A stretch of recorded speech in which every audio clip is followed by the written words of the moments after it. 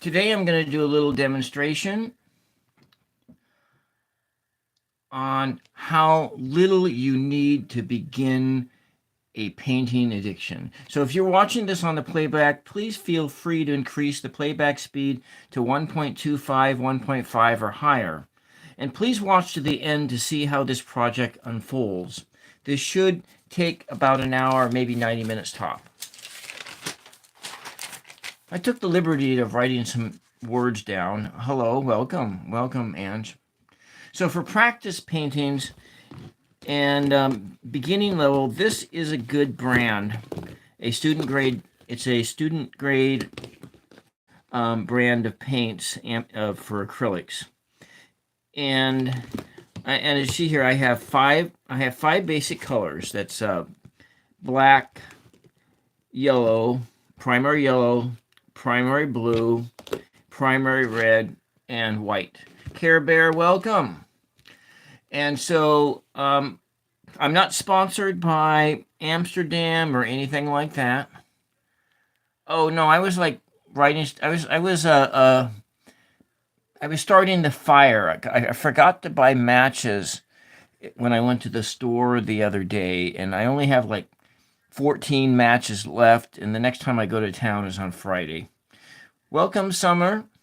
Welcome. Oh. Okay, Chris Topaz, welcome.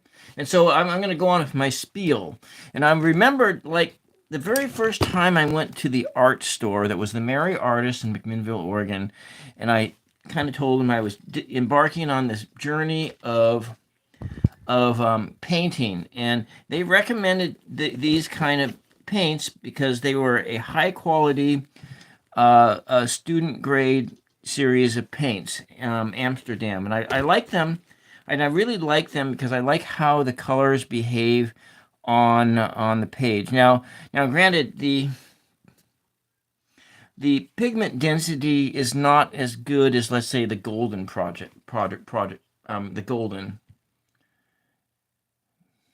the Golden series, which is a professional grade paint. And I have, but however, I didn't realize when I first started out that there were student grade paints and professional grade paints. Well, I should have assumed that, but for some reason there's so many things I just don't know. And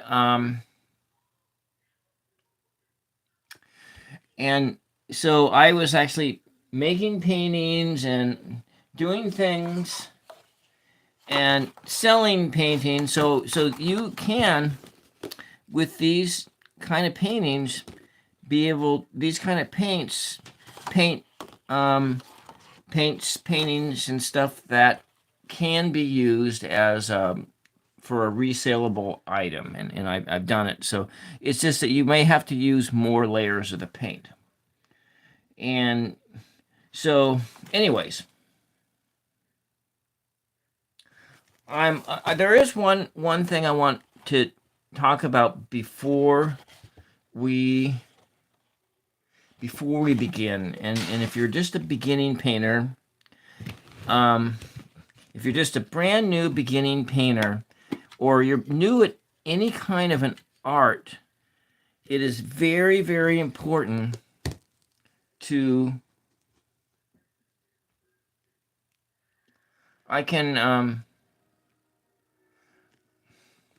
it's very important to balance expectations against reality.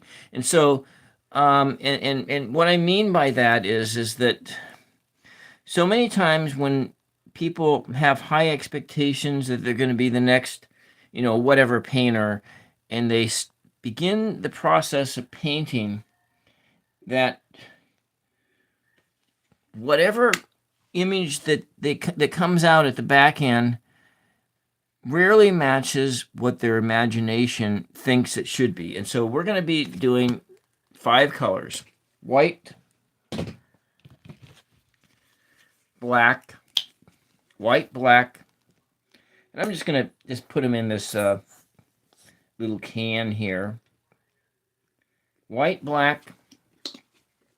I have a little bit of this red left. I think I have more someplace. Primary red. All right.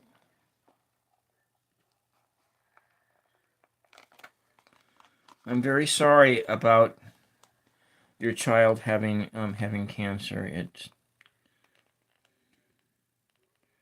one of my grandniece was born with cancer. And do I have towels? She's been cancer free now for 3 years, I think. She's like 7 years old. Red, blue, red, blue,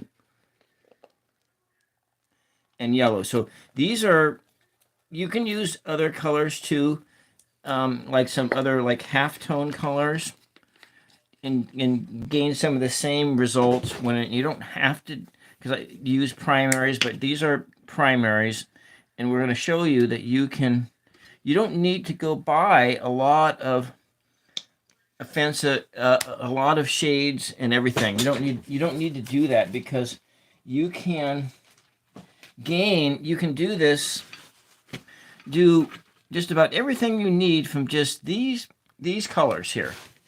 And so what we're going to be using, I'm just going to be using my sketchbook, my watercolor sketchbook, and this one, I think this one here. And so as the practice paper, we did this one last week, and so it's fine. We'll just use the back side of it. And so what this is it's good enough for painting. This is 140-pound cold press finish watercolor paper. And this is perfect. This style of paper is perfect for painting on with acrylics. And then you don't really, so when you're just starting out, now with brushes, you're going to need a couple different kind of brushes. My sister got these for for Christmas, because you can never use too many brushes. And so we're going to try these brushes out. And this is kind of a thicker one. So I have, like here in my stock, I use these a lot. And so since we're painting small, we'll be just using these. And then I'll probably use this liner brush too. And anyways, so we'll just start with these. I have a lot more brushes, and so if you're going to be painting big, you're going to be wanting a long handle brush here. And so I'm going to use this Rusty Gill. Rusty Gill is somebody who lives in my area. He's an artist and a art teacher, and I use one of this as an example painting a lot. And so we're going to use this as the example. And so forth. And so we're just going to be using these short handle brushes. And so without much further ado, we're going to get mixing here. And I'm just using this I found this outside, and so, yeah, 5 colors. And so my nearest art supply store is called the Merry Artist. And so we're going to, let's see. Now, one of the things that you can do, well, anyway, we're going to do this. We're just going to, let's just start with this primary blue, and we're going to make a skyline, a simple skyline. And I'm going to water it down. I got some water right over here. I'm going to thin the paint down. There's no sense, using paint that's too thick. And then maybe we'll add just a little bit of this primary red into it, just to darken it up just a little tad bit. Okay, so we have a nice little shade here.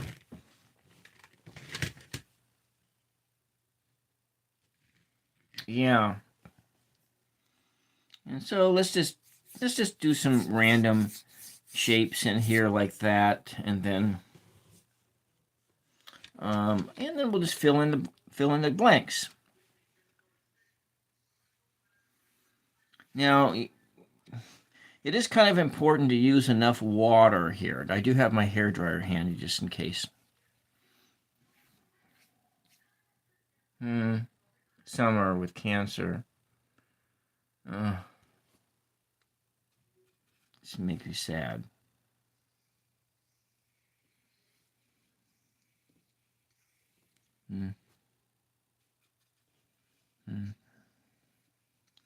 All right. There we go.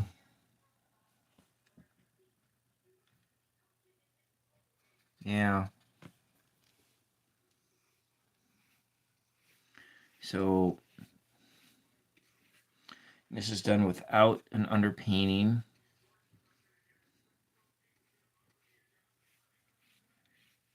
I'm gonna just put this up here. Kind of make it, maybe it's like a foggy day. You know, I'm not actually envisioning anything. And it might actually be best if you're a beginning painter to not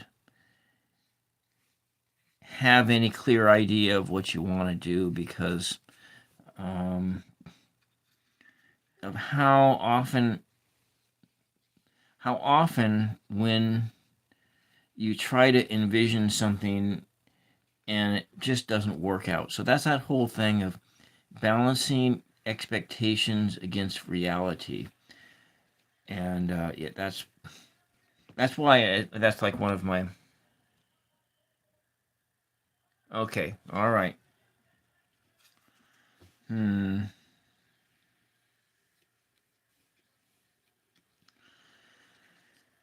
right.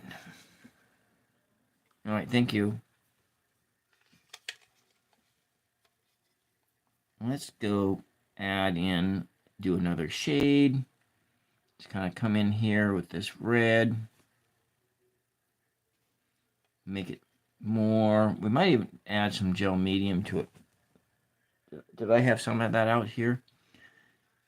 But we're just going to use water today. We're not going to use any gel medium. This almost kind of looks like one of those other colors of. I think I'm going to try to put this stuff up here in a darker level, and it's going to kind of work until the paper just fills up with pigment. Maybe we'll just do the whole thing with this small brush.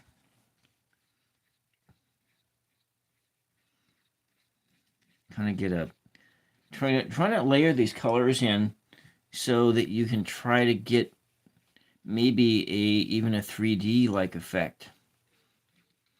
You can only really do that by adding lots of pigment down onto the page.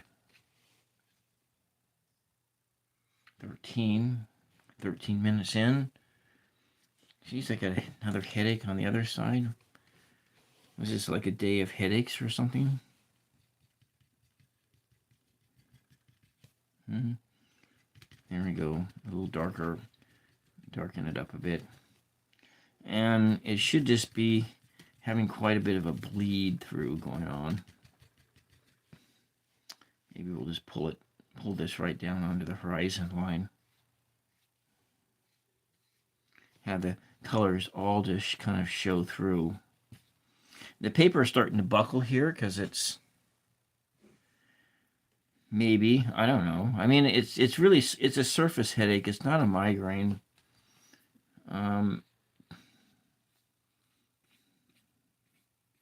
Probably not enough exercise. I don't know.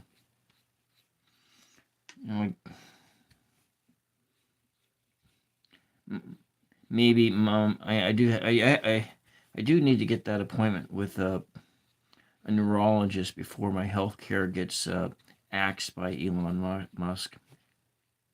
I probably shouldn't have said his name out loud, but I did.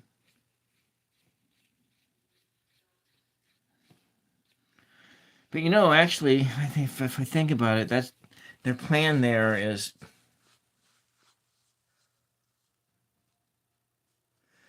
I think they got actually a pretty big, a great plan there. If you think about it, You know, they could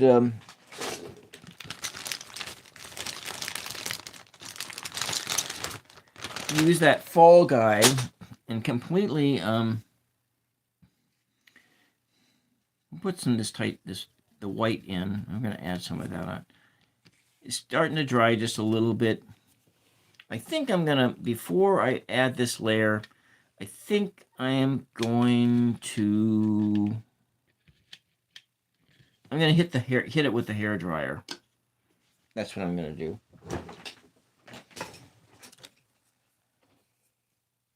All right, I'm not going to blast your ears out, but we're going to turn this on.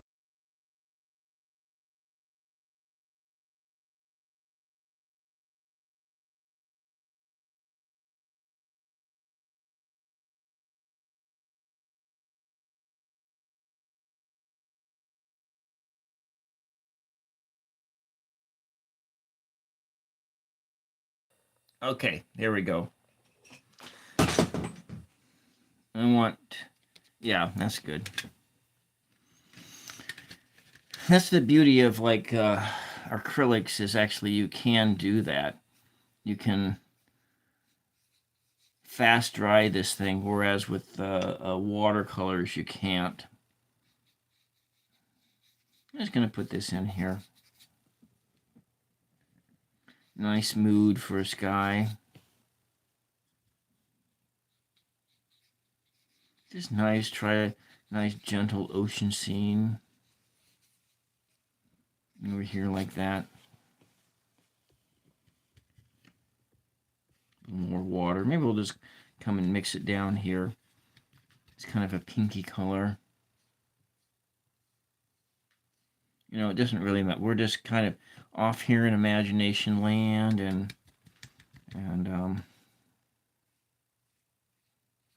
we can come back over this and add some more white to it, and so we have those colors kind of showing through.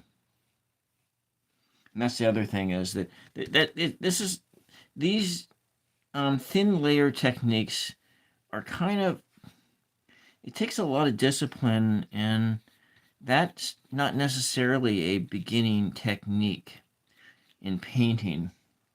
And it's taken me actually years, because I think I've been painting since 2016.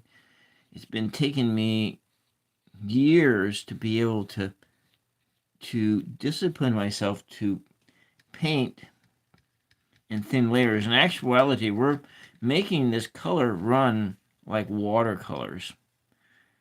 And, you know, and that's also the beauty of acrylic paints, is that you can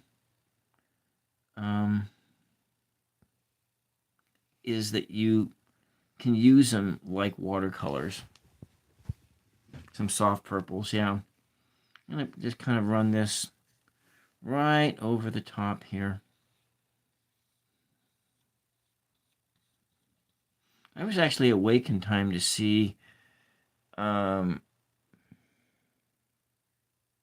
it Tom's interview this morning on Toadstool? There we go.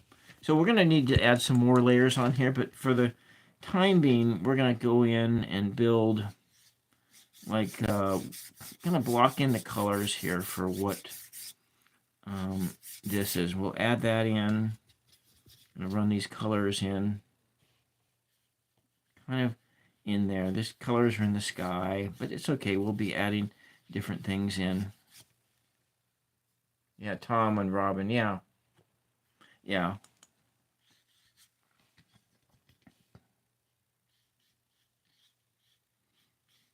So that must be pretty common then, that a lot of readers don't read for themselves. His wife doesn't want readings from him. All right, let's just put this all out kind of down here like that. Now I'm going to come in and we're going to try to make, yeah, read for themselves. Yeah. All right, so I'm going to take this yellow and I'm going to mix a little red with it. So yellow and red. Now this makes orange, but if we put enough yellow into it, it makes this color right over here. And so you can see it's actually starting to mix up and become like that yellow ochre. I actually have too much red in it because it's now just plain orange. But we'll just put some more yellow, and we'll get that, try to get that yellow ochre tone here. You do it to practice too. Yeah, I do. I do. I'm gonna just add a little bit of this black in here, and we'll change the color profile a bit more. Now it's gonna be looking more like I'm making it dark green. So I may have just like, but let's see how it looks. And we'll just kind of put it on here. You know, actually, that's not bad. Actually, that's a pretty close color match, don't you think?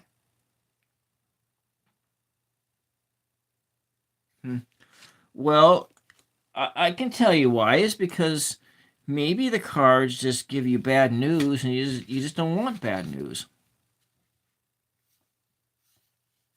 So maybe the sand's kind of like this color here. Now, the beauty of acrylics over, let's say, watercolors is that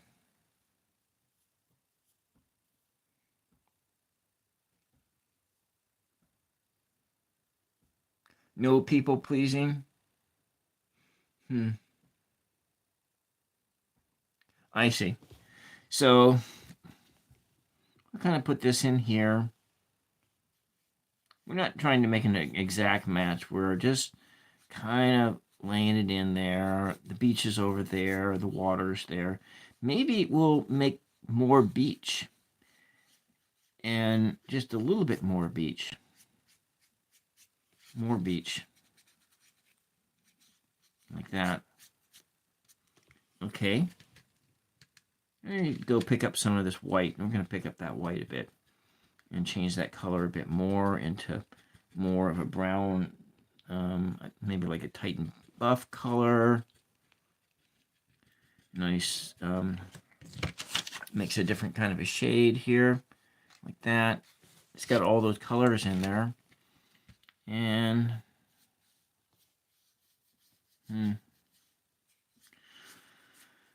oh boy. I'm adding those layers on. You can, with acrylics, go either direction. But with watercolors, you're supposed to go from lighter shades to darker shades and not the other way around. But the difference between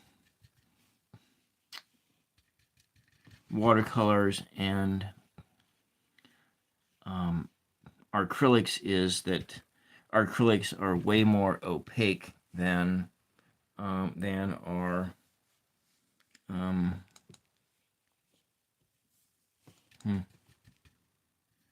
just more opaque. I'm going to put this blue on here. How are we over here? Can we go over there? And actually, we'll just work on that some more.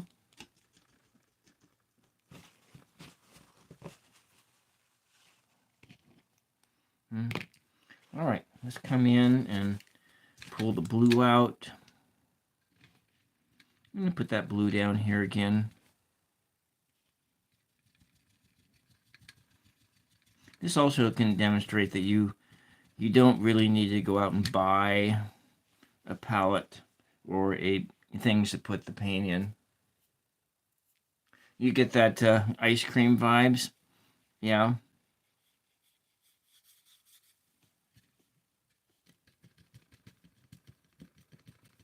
So these colors are all just mixing it up in here.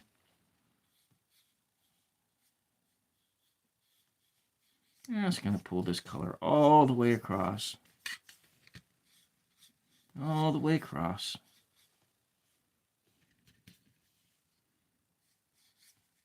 And over here, let's see what happens. Looks like an oil slick or something like that.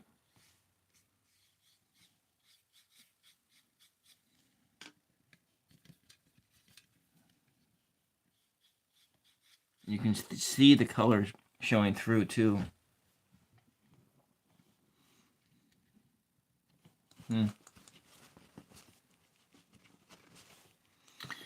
Oh,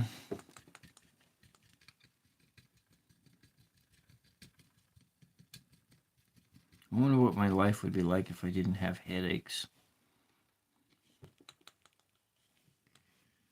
And let's just sort of, maybe we'll just make some wiggly lines in here, try to texture it out a bit.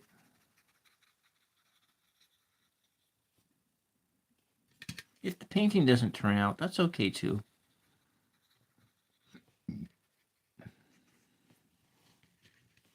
Another thing to remember when you're a new painter is don't be afraid. Don't be afraid to paint the same types of images over and over again, because that, even though it's boring, it may seem boring, you just want to move from one image to the next, to the next, to the next. That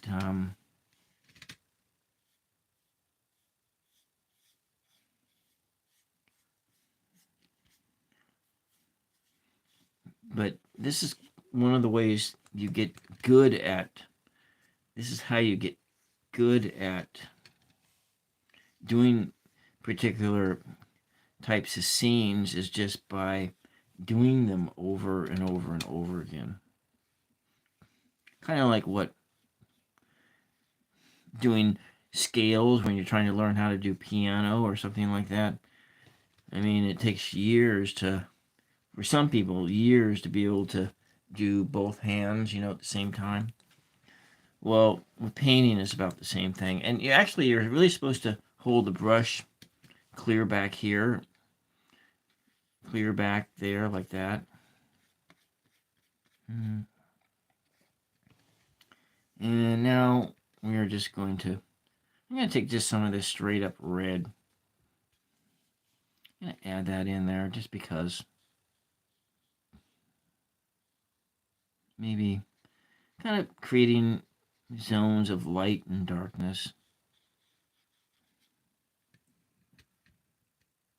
Yeah, I don't know if this is a sun. I think this is just a foggy ass day. That's all.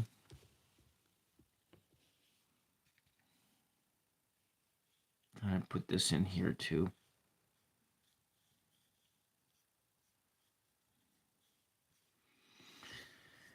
But we're going to be wanting to make waves.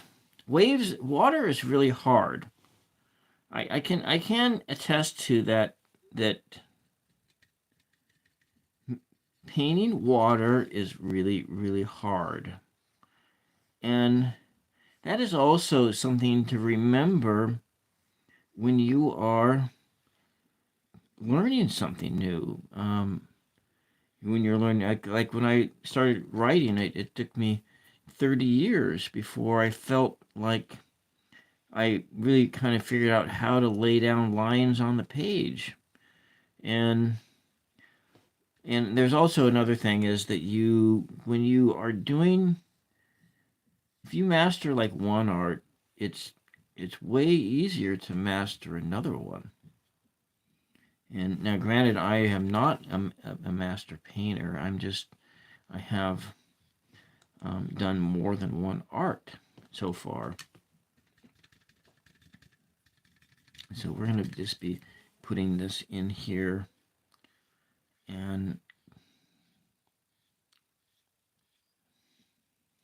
painting stream of consciousness. That's kind of also a really good technique. Not really thinking about what you're doing, because you bypass, and this works with writing as well. Because one of the ways, if you're like learning how to write, doing creative writing and so forth, one of the best techniques to just for practice writing is to put a timer on it. And other things that are really good is to write in community with other people, because that there's something to that whole thing of wherever two or three are gathered, there is another spirit that is there too. And I really certainly have noticed that. Little Nancy is watching me too, and she, okay, all right.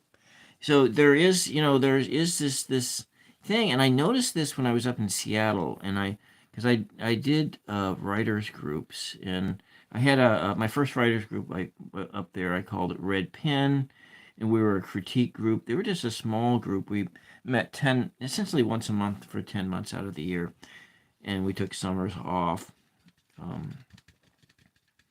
And when we took July and August off every year, but then towards the end, I did. Welcome, you Zero. Welcome. And so towards the end, how was your pool tournament that you did last week? But towards the last 2 years, I was doing a writing circle and writing groups where we just gathered, but I call them like field trips. We would go meet someplace like at the cemetery, or we would meet downtown, or we'd meet in a really busy location, or at the library, and then we would take the environment. Sometimes we did prompts, and then we just write for 10 or 15 minutes. Then we come back together and we would review what we did.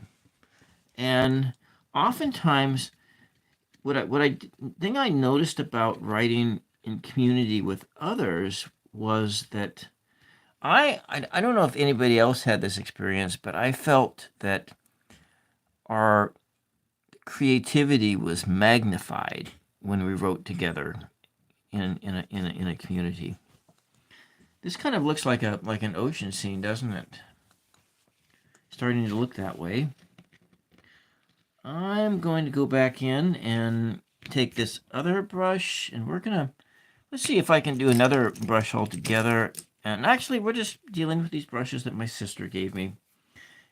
And I'm going to put in some more clouds. This is dried up a bit. And so we're just going to use this straight paint up here. I'm going to put it in here. I'm going to do a tapping motion. And this is going to take a while to dry, but that's okay. Just going to put that in, tap it in, and to make this cloud bank in here. Happy clouds. Happy little clouds, right? And that's really heavy. That's so... I think that paint was also... No, it was not. So this here, signature here, this is not a transparent paint. This is fully opaque. That's what those symbols on there mean. And I think this one here, I've had this one for quite a few years. I think this one's also fully opaque too. Yeah, which is probably why I've wanted to kind of... I'm just gonna do this little tapping motions and to get these kind of clouds. Just little tapping motions. Now, before I continue on and doing something, I'm just going to put something on the horizon there. Whitecliff, welcome. Welcome. I'm trying to do a tutorial here. I'm just kind of talking about if a person were a beginning painter, what they should do. And I'm going to put in like a little boat or something back in here. Back in the distance, a little boat. And then we will build that Maybe it's like a container ship or something like that. So this is a liner brush. A number 2. This brand, these brushes are pretty cheap. I don't know how much I paid for it, but it was probably like around $5. And anyways, and let's just put this little boat in. We're just doing light strokes, just like that.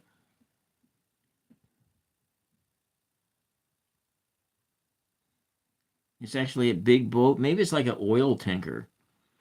Maybe as a big oil tanker, it has a um, big thing on the top, and then maybe just some other structures like that. Maybe another little, maybe it has a antenna here, and an antenna there. Let's kind of fill in the blanks there.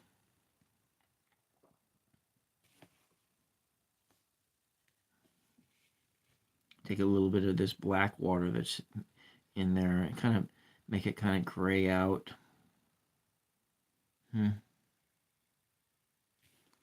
Well, there it is.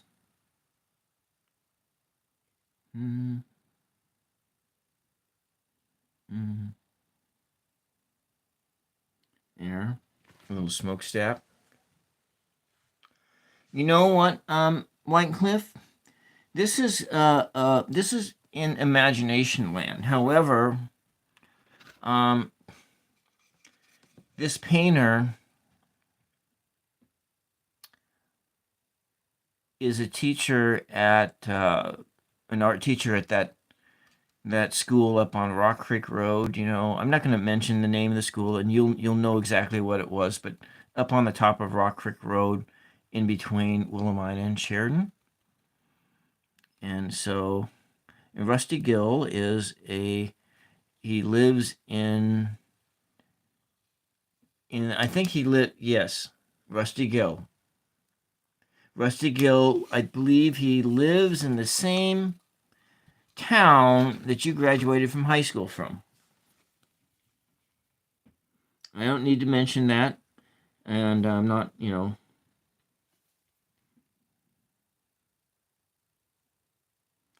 but the little store that I have my cards and things on for sale, he has stuff for sale there too. I bought it out of yeah, the school. Yeah, which used to be a Catholic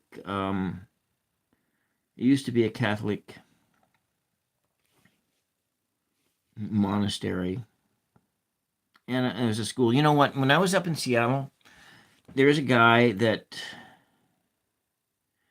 for years, I it was a friend of mine. I haven't talked to him for a while, but he ran an open mic, and his older brother went to school there when it was a Catholic school. Yeah, the Catholic schools. And so so it was like there were all these small world things that happened, when I lived in Seattle.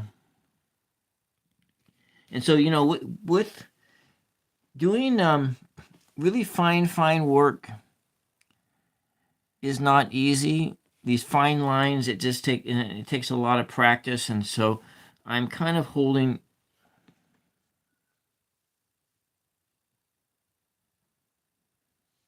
Yeah, like a coffee chat shot. Yeah.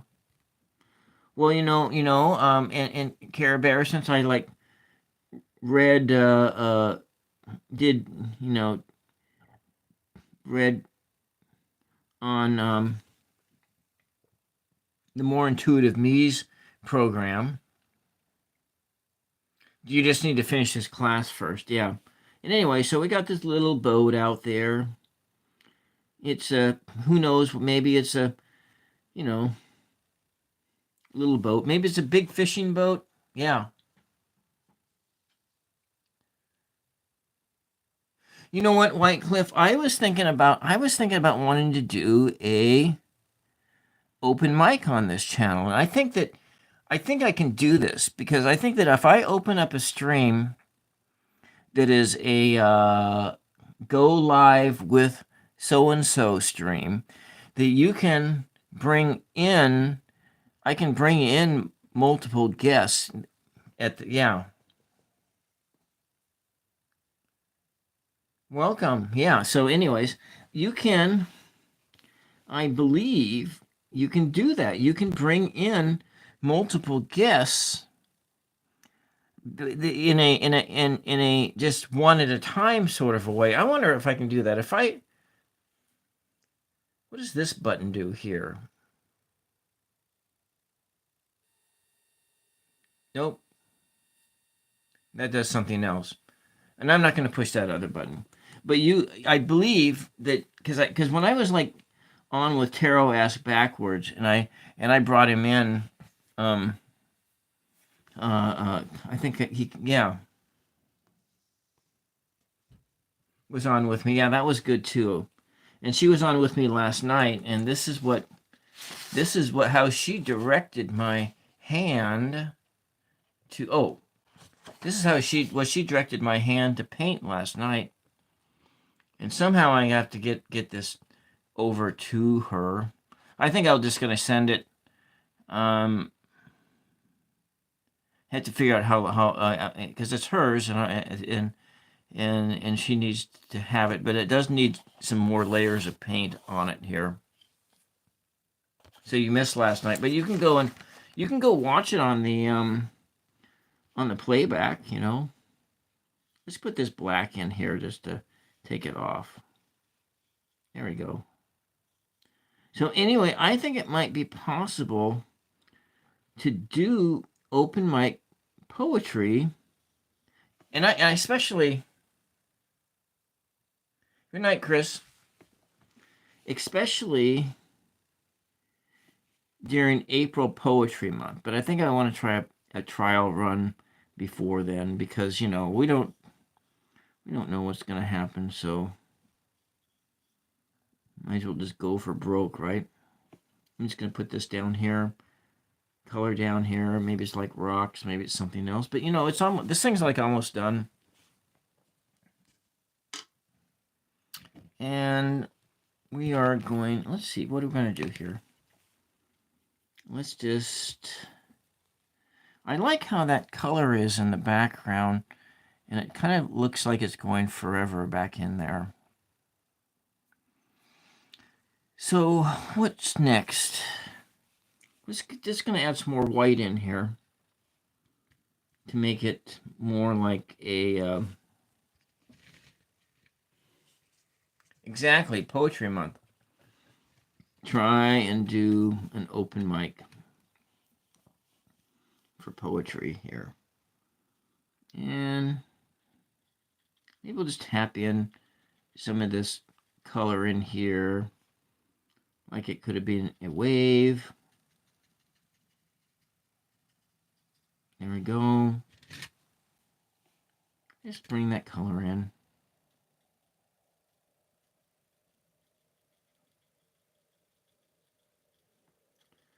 It's kind of thin on here.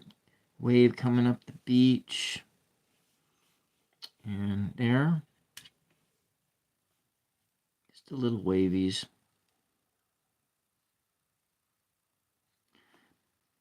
It's just, it is really frustrating sometimes when you're doing ocean, because it's, you know, you envision the waves to be different, and you envision it to be different, and then it just never seems to turn out the way you want it to. And just going to put this in here, like a big swath of that color coming out over here. And maybe we'll take this line up here, another little thin line of colors, maybe coming right off here. Is that like a smokestack thing here?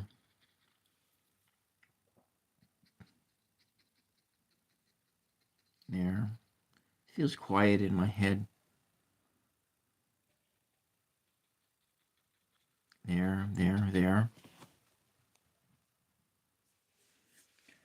Maybe I'll read a poem here. I am going to. We'll do that next. Maybe we'll let. Do you think this is done? Should I do some more blue in there? Maybe another layer of some blue? We could do that. You're right. I'll add some birds, but I'm gonna have to let this dry a little bit first before I can add any. Because I put that paint in there pretty pretty heavy. And what does a damn seagull look like? The waves are cool. Yeah, I feel like I need to add just a little bit more of this straight up blue here. So, I hope that I demonstrated that you can make other colors with just minimal, that you don't really need a whole lot of paints to start out with. That you can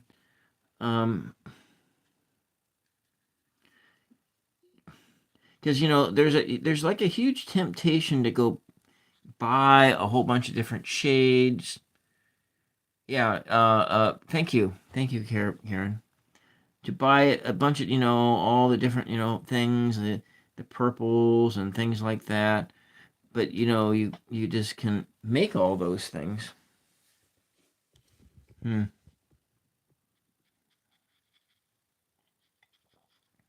There.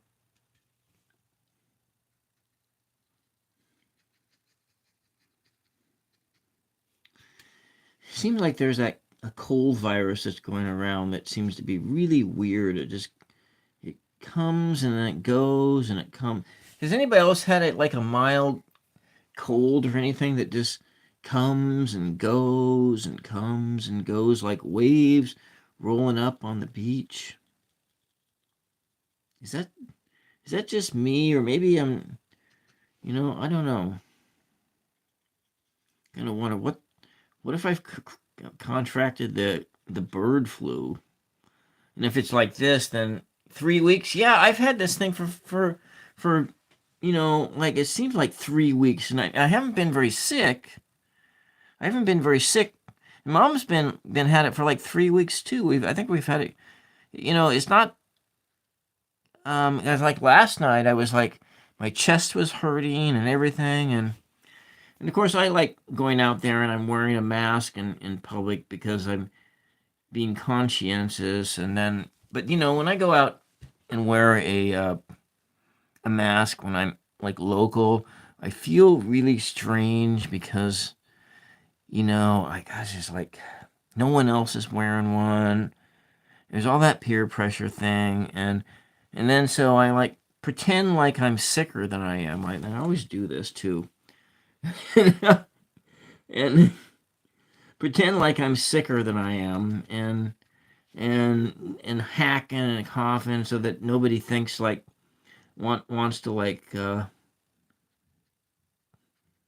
don't know. I shouldn't be really worried about that stuff, but for some reason I am. Okay, we're gonna put this in here and like a back color. Yeah, I haven't had a sore throat at all. What I have now, like just after Christmas, my CPAP machine broke, and so I've been without a CPAP machine um, for over a month now, and I should be my sister should be able to get me another one. I bought it at her store. And I have a backup CPAP machine, but it was one of those recalled ones because the insulation they use to make it causes cancer, and so I don't know if that is any good. That black line in there.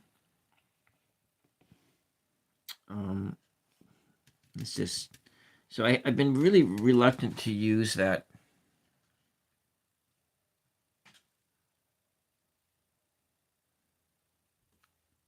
We don't talk about.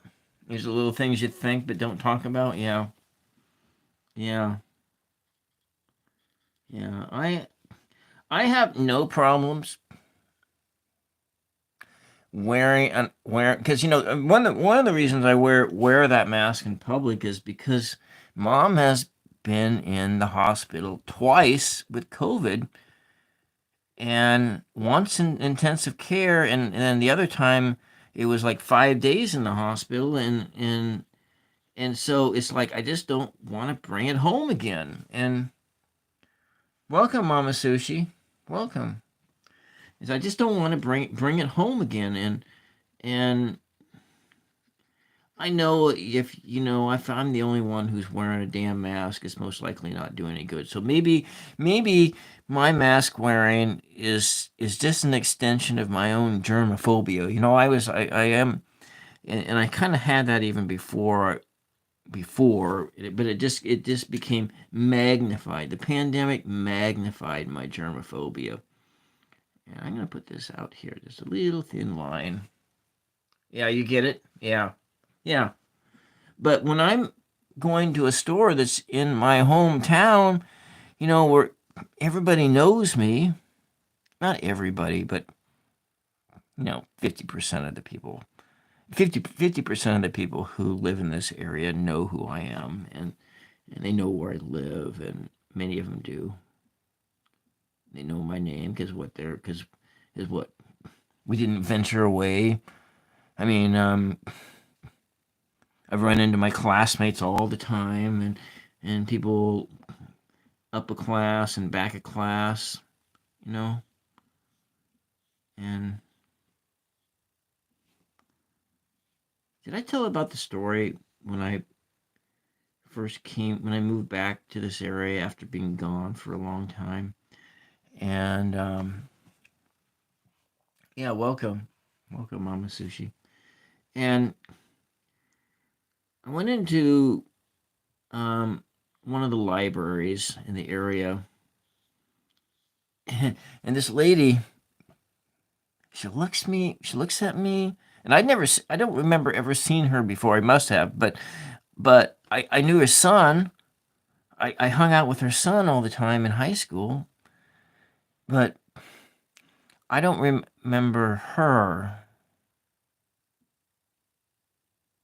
Maybe because they didn't. Anyways, they her hus her anyway, the father of her son and she were not together at that time. And anyways, she looks at me, and she looks at me, and she looks at me, and then she says, "Are you so and so's son?" And I'm thinking, "Yeah, yeah, that could be. That could be. My sister needs to replace that CPAP machine, and I'm gonna put this in here, just kind of in here. Maybe it makes it look like the waves are really choppy. But that's the funniest thing. It was like she looks at me and looks at me and looks at me and says, "Are you so and so's kid?" And I says, "Yeah, I am." And then I was like someplace else. And this was after I started working at the casino there, and and then one of my customers comes in, and then he this guy, he looks at me and looks at me and looks at me also, and says, "Is so and so your mom?" You know. Yeah. And anyways, that's um yeah. Anyways, it's kind of funny how that is. And you live in those in the when you go back to these areas, because my mom grew up around here too, and my dad didn't. My dad grew up in Portland, and then his father was like also grew up in Portland, but his grandfather logged like near like in Astoria and in other places. And we're just really doing this stream of consciousness. I'm putting this sort of this color in.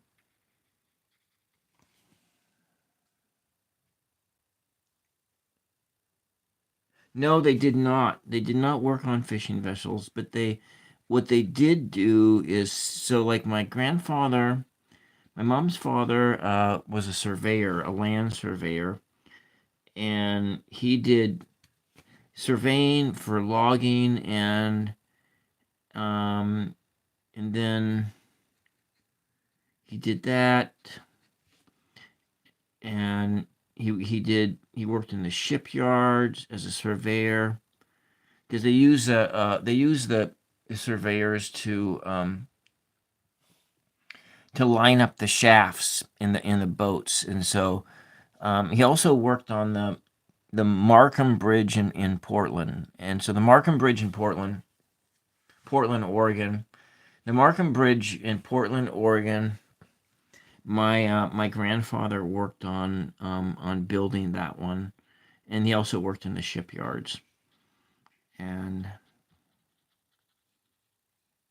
kind of like that out here. Water's kind of choppy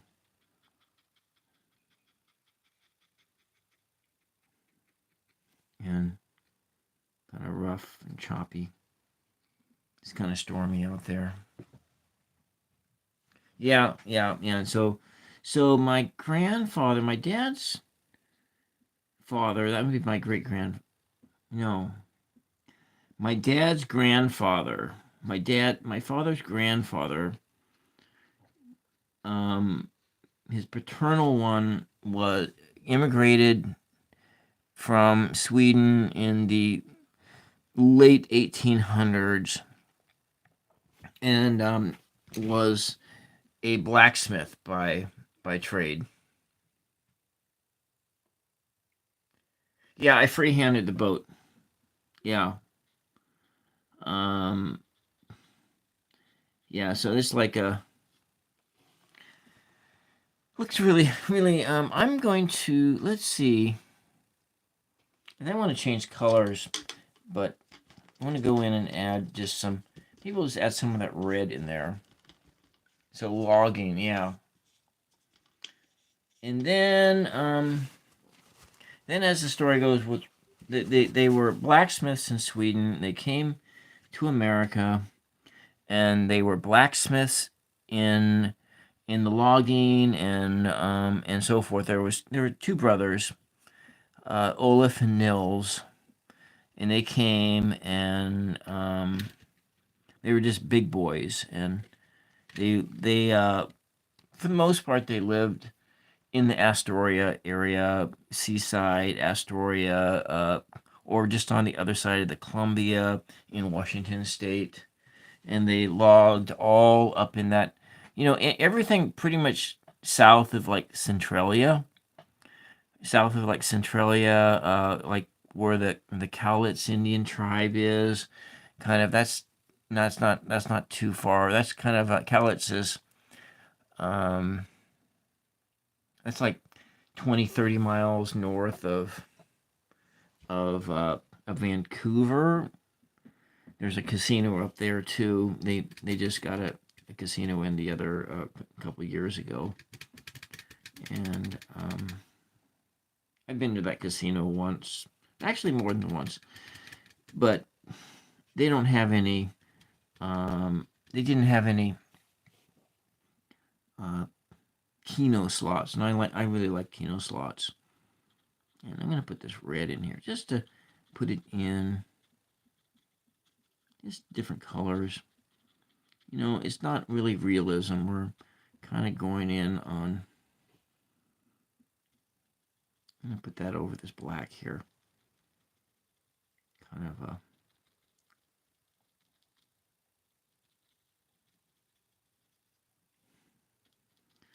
and in the Keno games that they do have are dumb because in Washington State, the slot machines are all on servers. They're all on servers, and so they can, because Washington State has a different rule for payouts and so forth. They have to pay out a certain amount of money every month, and so that's just the law. The law there in Washington State for casinos is, and so if those machines don't pay those things out, they they slide those odds. The odds they change those odds on the fly, and um, so you could go there and you can get lucky and be that lucky person and hit that jackpot. And but the in the casinos down here in Oregon, each machine, the odds on each of those machines are set independently, and so in one sense, they may be more fairer this way because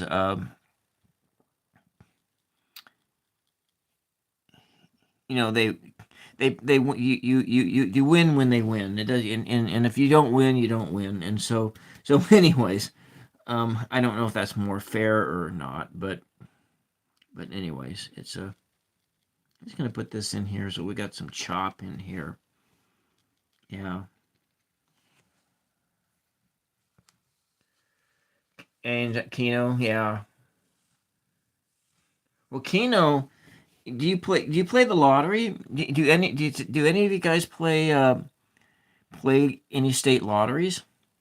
Like you draw six numbers out of a number field of, because like the Powerball, I think, but you know my the Oregon State Lottery is six numbers on a number field of um I think it's 48. There's 48 numbers that you choose from between 1 and 48 in the Oregon Megabucks. And by the way, I won 4 out of 6 numbers just a couple days ago, and so which was like $40. You think it would be a higher payout than like $40, but nevertheless, that's the second that's the second time just in the last 90 days that I've gotten 4 out of 6 numbers. And so, anyways, that's in there. This kind of waves are kind of choppy, and so it needs a seagull. Maybe is it dry enough that I can try to do something like that? Anyways, Keno. I love Keno. I absolutely, and I have it. I have on this phone here. This phone I have 3 Keno apps on it on my Kindle Fire tablet. I have 4 Keno apps on it, and I watch Keno on YouTube to unwind. I think I watch like Quick Hundy Slots. That's my favorite. I'm gonna make a blackbird here. I'm just gonna put it onto the. I'm gonna freehand it here. It's kind of like one of my little S birds, and I don't know what kind of bird it is, but we're just gonna put one on this thing like that. No, maybe we'll do a couple more. Good night, Karen. Good night. All right, I guess this one's gonna be a little bird here. Maybe another one. It's kind of hanging out near the surf. Here we go. It took me a while to do this stuff too. So if you are a beginner and you've made it this far into the video on the playback, then just letting you know that some of these techniques, they take time. they take time to learn how to do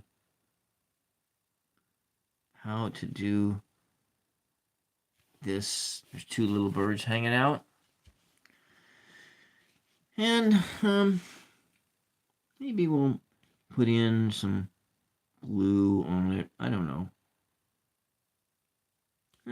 Birds don't look like this in nature, but it's all right. This is imagination land. I'll kind of put this black in. A couple birds there. And there we go.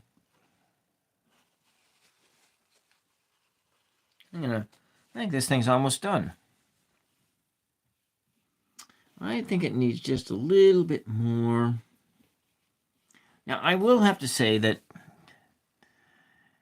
in having painted with the golden products, that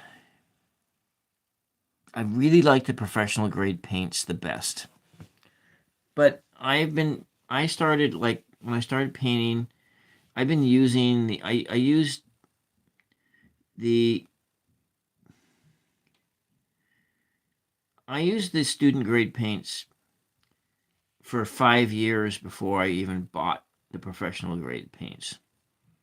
So that's because you can see here that even though this is supposed to be really opaque, the opacity of it still, this opacity level is like the semi-transparent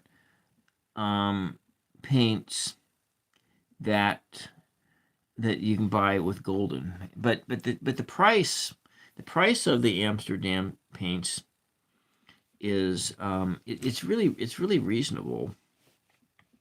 It's really reasonable. So I'm just kind of pull some of this color in like this, and got some water in on the beach, kind of in there.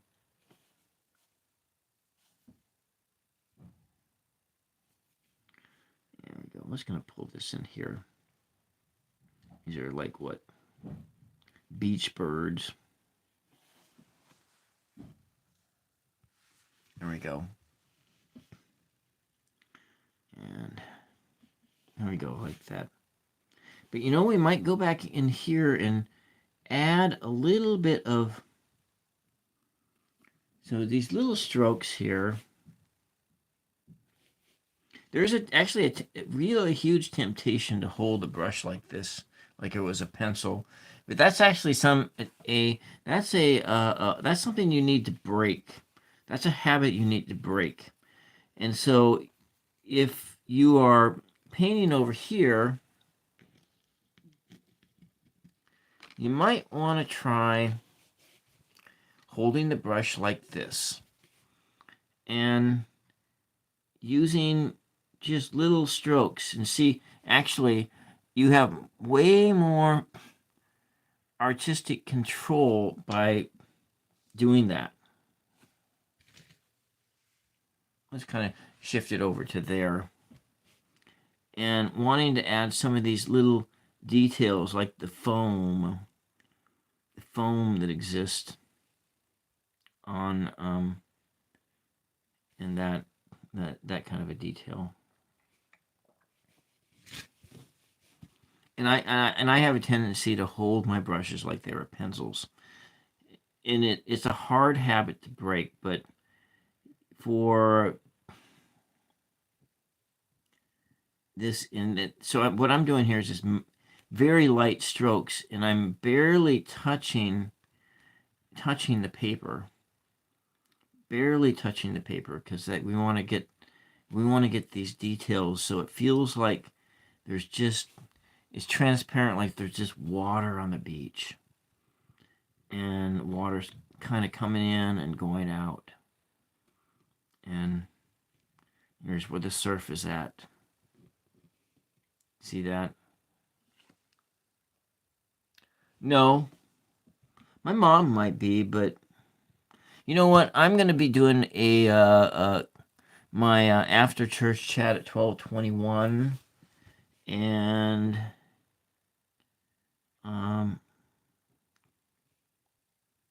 It's a really stormy day out there. One of the colors I haven't quite used, well, I did use it because I used it to make that brown, was that yellow. I think I'm going to pull into here. I actually don't like football. Well, actually, no. You see, what it was is that my dad didn't watch football. And so I grew up in a family, I grew up with a father who didn't watch sports. And so, or who never played sports. And so I just never got, I just never, I always found it really super annoying when sports interrupted Star Trek. And I just didn't like my Star Trek being interrupted. So we're just kind of just putting these little fine strokes in here. So it's like I'm adding just a little bit of light onto the ground. So maybe there's light peeking in. Maybe it's behind. Maybe the light is behind us. Setting, maybe the light, sun is setting someplace else. And we're going to just be putting this light on the waves here. A little bit of that yellow.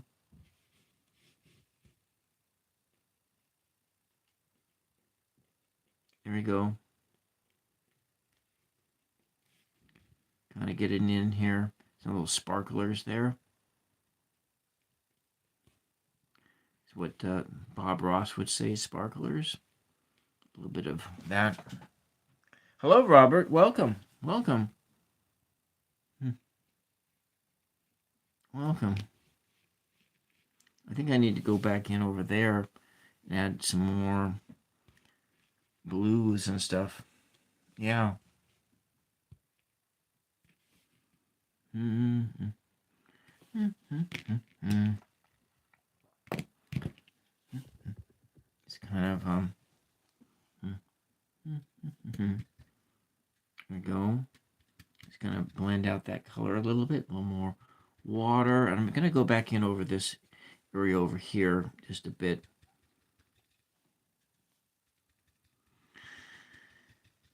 Do you want to get some flying birds up here? Well, this is what I'm working on right here. I'm just kind of showing some basic techniques, basic painting techniques and so forth. That's kind of the purpose of this video. We're just working right out of imagination land. I'll put this in here. Got some. Oh, you're tired? Yeah. Yeah, well, it's late. Just gonna put this in back in over here. Get some different, tap some different color in here to make it look like, just look like some chop out there.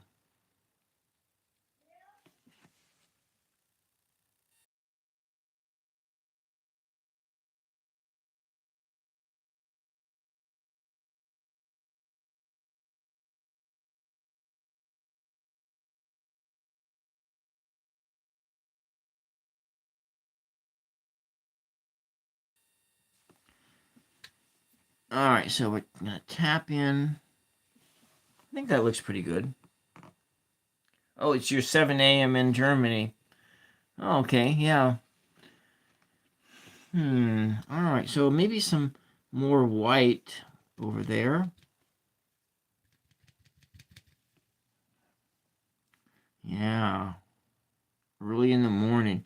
So do you drink tea over there in Germany, or do you drink, or is it coffee? All right. Well, I'm gonna call it a night here. Just a few minutes too. Just a few minutes. Thank you guys very much. Thank you for your support, Ange. And I look forward to being on your channel to be one of your guest readers. Hopefully we can make that happen within the next few days. There we go. Just tapping that color in. And yeah. There we go. And here, a little bit more in here like that. Showing you how just working on those techniques, light touches. So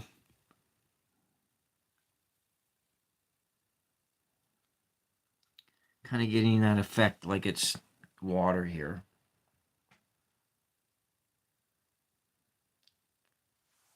All right. I'm busy all day Wednesday, so I'm gonna take my day off on Wednesday this week, and I'm doing Mama Sushi Monday evening at 8, and Care Bear Tuesday at 1. And so, if it's like, and I have dinner and cooking dinner around here, between 4 and 8 p.m. I'm usually pretty busy between 4 and 8, every day. Anyways, this is what we got going on here. It's kind of just tapping that color in, making a and Friday mornings I go to a food bank every Friday, because I go to a food bank in order to help the dollars go by further. And I'm surprised that more people don't go to food banks. Anyways, I hope that this doesn't look too busy out there.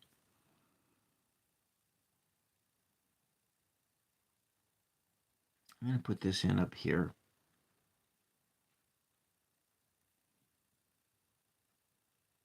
These gray tones up there. All right. Let's just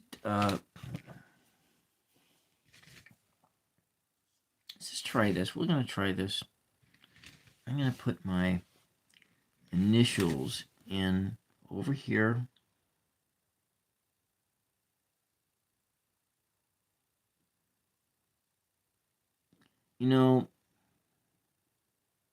My initials in right over there.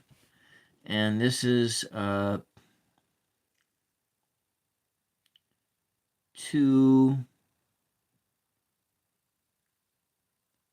8,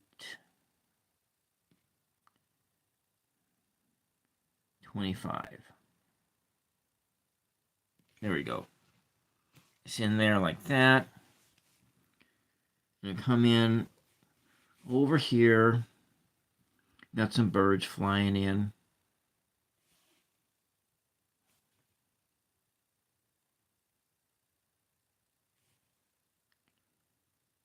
Off in the background.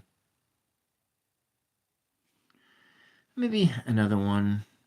It's clear out in the distance. It's a small one. There we go. There you go. Happy little birds. And so let's just take a look at it.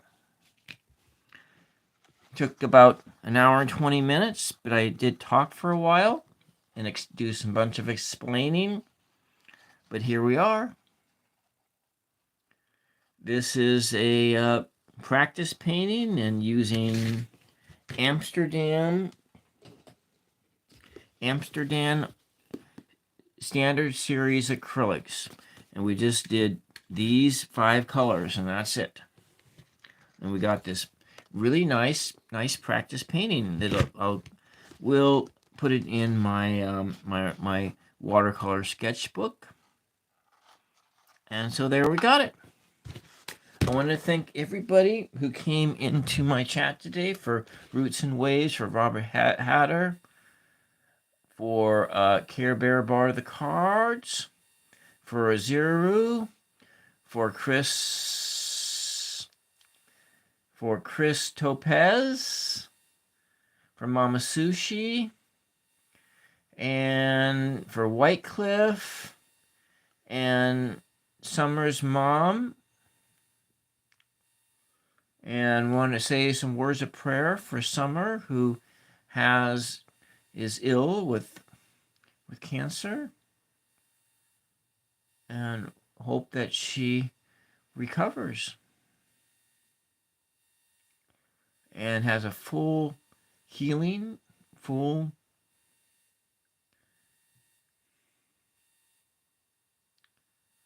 healing. And let me see if there's anyone else who came in as well. And that's it. Summer, will say some words of prayer for you. And may our Lord Jesus Christ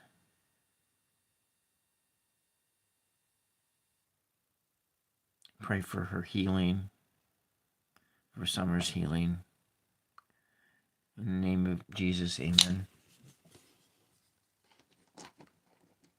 Okay, and that's it for today. So bye-bye, and thank you very much. I'm going to be back on at 12:21 tomorrow afternoon for my after church chat. Bye-bye.